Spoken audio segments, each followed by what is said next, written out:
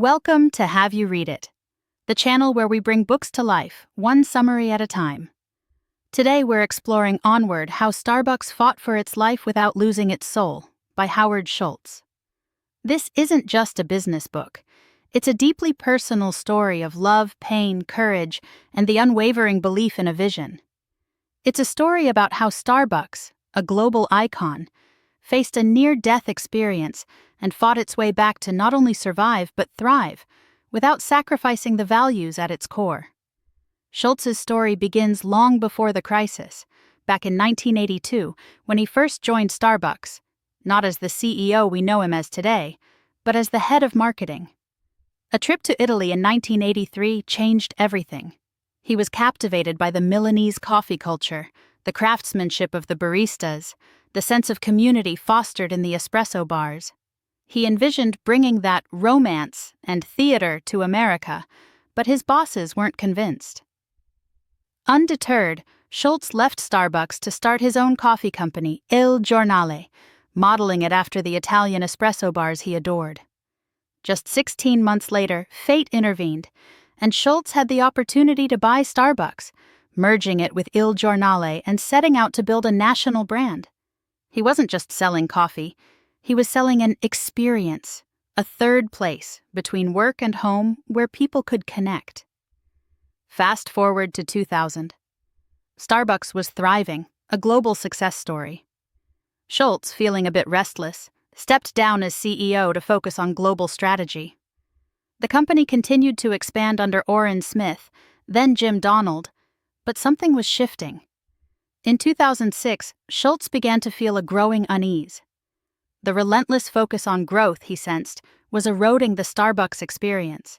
He saw it in the stores, the too tall espresso machines that created a barrier between baristas and customers, the lack of coffee aroma replaced by the pungent smell of burnt breakfast sandwiches, the cookie-cutter store designs that lacked soul. In February 2007, Schultz penned a now infamous memo to Starbucks leadership, outlining his concerns. The memo leaked, sparking a public firestorm and further straining his relationship with then-CEO Jim Donald. The leak was a personal betrayal for Schultz, who placed a high value on loyalty and trust. But it also served as a wake-up call, highlighting the changing media landscape and Starbucks' need to engage in the digital conversation. The memo, while controversial, also opened the door for crucial conversations within Starbucks. At a company retreat, leaders grappled with fundamental questions. What is the soul of Starbucks? How do we stay small while growing big? The search for answers led to a deeper exploration of what makes an iconic brand endure, drawing parallels to the Beatles and their ability to reinvent themselves while staying true to their core values. As Starbucks' performance continued to slide, Schultz realized he couldn't stand by. In January 2008, he returned as CEO, announcing his decision to partners in an open forum, declaring the company was a house on fire. He laid out 3 immediate priorities: fix the U.S. business, reignite the emotional attachment with customers, and make long-term foundational changes. The return wasn't about nostalgia, it was about transformation. Schultz, along with a small team, developed a detailed transformation agenda, a 1-page blueprint outlining Starbucks' 7 big moves to revitalize the company. These included becoming the undisputed coffee authority, reigniting the emotional attachment with customers, expanding global presence with local relevance, and creating innovative growth platforms. The transformation agenda was shared with senior leadership at a global summit, an unprecedented gathering of Starbucks' top 200 leaders from around the world. The summit wasn't just about strategy, it was about rediscovering Starbucks' reason to exist. The summit concluded with the unveiling of a new mission statement, a powerful articulation of Starbucks' core values. To inspire and nurture the human spirit, one person, one cup, and one neighborhood at a time. Action followed words. In February 2008, in an unprecedented move, Starbucks closed all 7,100 U.S. stores for 3 hours for espresso excellence training, a bold move to reinvest in its core product and its baristas. Pike Place Roast, a new, more approachable blend, was developed and launched with fanfare in April 2008, symbolizing a return to coffee quality and freshness. At the same time, Starbucks acquired the Clover Brewing System, a high-end coffee maker that elevated the brewed coffee experience, offering customers customization and theater previously reserved for espresso drinkers. Beyond coffee, Starbucks was rethinking its role in the world. The company recommitted to its social responsibility initiatives, strengthening its partnership with Conservation International to address climate change and support ethical sourcing.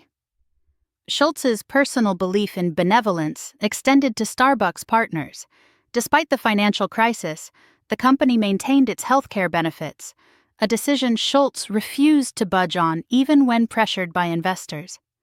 Recognizing the power of the digital revolution, Starbucks launched MyStarbucksIdea.com, creating an online community where customers could share their ideas and vote on their favorites, giving Starbucks valuable insights and fostering a two-way dialogue.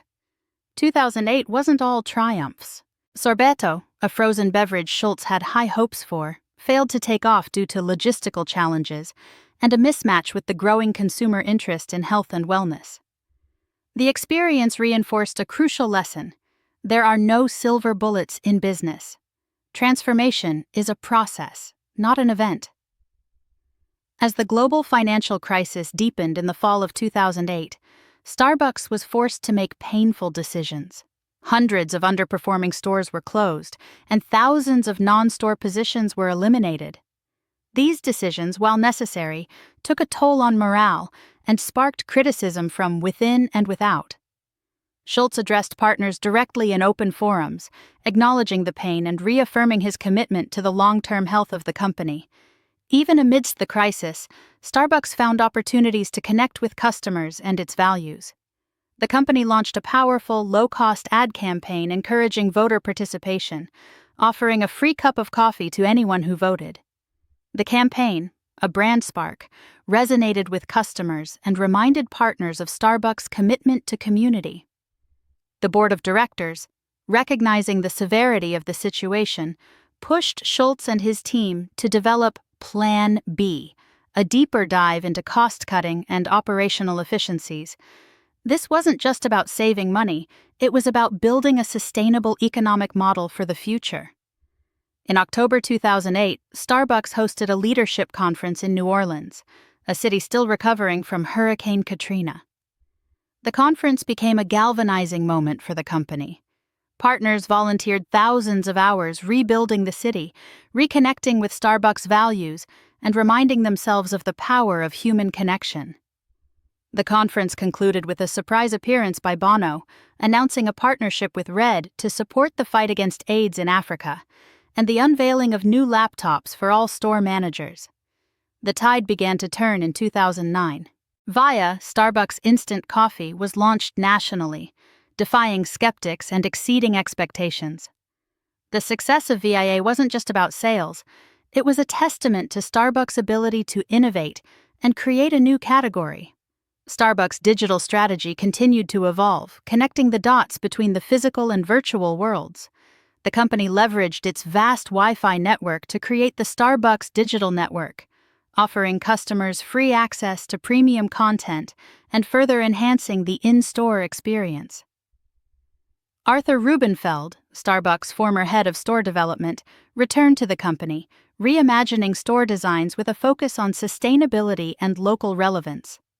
New mercantile stores were opened in Seattle, offering an elevated coffeehouse experience and providing a testing ground for new ideas. Lean techniques were being embraced by store partners, driving operational efficiencies and improving customer service. In 2009, Starbucks' financial performance began to rebound, a testament to the collective impact of the transformation efforts. The company returned to profitability, beating analysts' estimates, and the stock price began to climb. Schultz viewed this not as a victory, but as a validation of Starbucks' values and its partners' commitment. With the U.S. business stabilized, Schultz turned his attention to international growth, particularly in China, a market with immense potential. He encouraged local innovation and a balance between Starbucks' heritage and local relevance, emphasizing the need for a disciplined, locally relevant growth strategy. In 2010, Starbucks achieved record revenues and operating margins, a clear sign that the transformation had been successful. The company celebrated its 40th anniversary with the launch of Tribute Blend, a special coffee honoring Starbucks' history and its partners. The main takeaway from Onward is that even iconic brands can falter, but by staying true to their core values, embracing transformation, and empowering their people, they can not only survive but thrive. Here are a few easy-to-remember heuristics from the book. Stay the course. Don't abandon your core values, even in times of crisis. Get in the mud. Pay attention to the details of your business. Reconnect with your roots. It's bigger than coffee or whatever your product is. Focus on the human connection, the emotional experience you offer. Innovate or die. Constantly challenge the status quo. Embrace new ideas. No silver bullets. Transformation is a process, not an event. It takes time, dedication, and the collective effort of your people. Thanks for watching. Make sure to give this video a thumbs up and hit that subscribe button so you never miss our next book dive.